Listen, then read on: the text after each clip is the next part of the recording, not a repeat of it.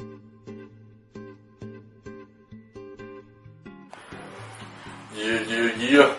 Det er Action Mads, a.k.a. Young Letterman, tilbage på det her blog. I dag introducerer vi et nyt segment. Jeg sagde det, segment til det her lort. Et talkshow bliver det fra nu af, åbenbart. Nyheder, talkshow, det er skide godt. Men i studiet har vi i dag fans, så giv dem en stor hånd. Det er et talkshow. Det var det du skulle komme til. Nej, jeg er kommet for at besøge Jonas. Nej, nu skulle det være. Men velkommen i studiet, fans. Du virker glad og oplagt for det her. Ja, men jeg har set de ting, du har lagt ud på YouTube her på det sidste. Nej, det kender jeg ikke noget til. Det har vi ikke noget med at gøre her. Det er ikke også. Hvad har du gang i på tiden? Hvad kan vi forvente? Ja, men jeg skal jo diss track til Express. Ja. Men jeg ved ikke rigtigt, om jeg gider at gøre det færdigt, fordi at han er næsten så nederen, som han ikke gider at skrive et sang om ham også. Ja, udover det, så ved jeg, at Bands snart har en single på gaden, hvor han ser det samme.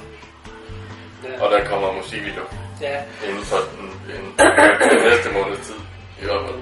Det er rigtig dejligt sommernår. Nå, det er altså ikke det, du har gået og sagt i din fucking video, hva'? Det er ikke det. Jeg har sagt, det er et dejligt nummer. Det er de andre, der siger, det er skidt.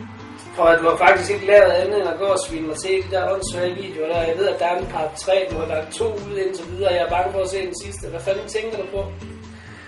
Jeg har en single ude snart, og så begyndte du at lave sådan noget fucking propaganda, hvor du hader på mig helt vildt og får mig til at fremstå som en kæmpe idiot. Du er en fucking nar.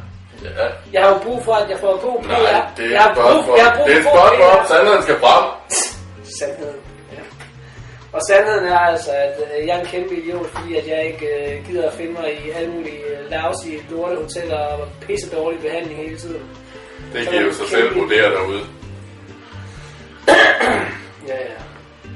Men, nå, hvad vil du, Mads? Du har også i øvrigt skrevet et nummer i dag, som kommer ud i dag. Ikke? Jo, det er rigtigt. Jeg har skrevet et nummer, som kommer ud i dag.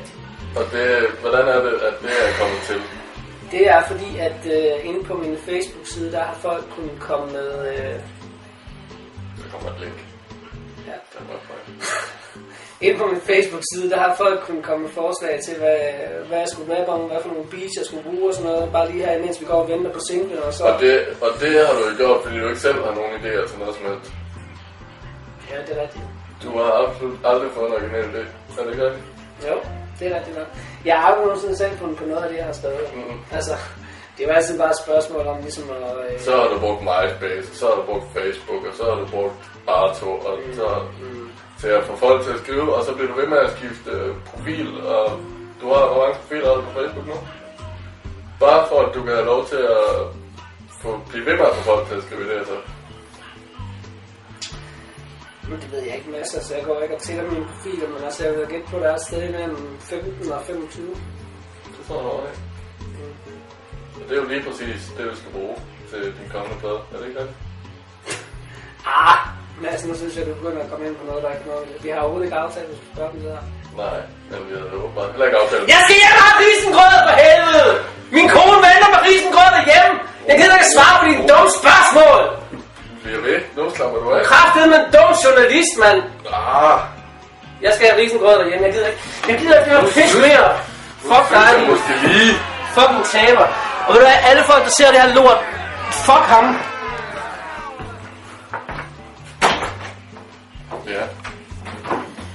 Så kan I jo selv vurdere derhjemme, om min dokumentar taler sandt i betragtning.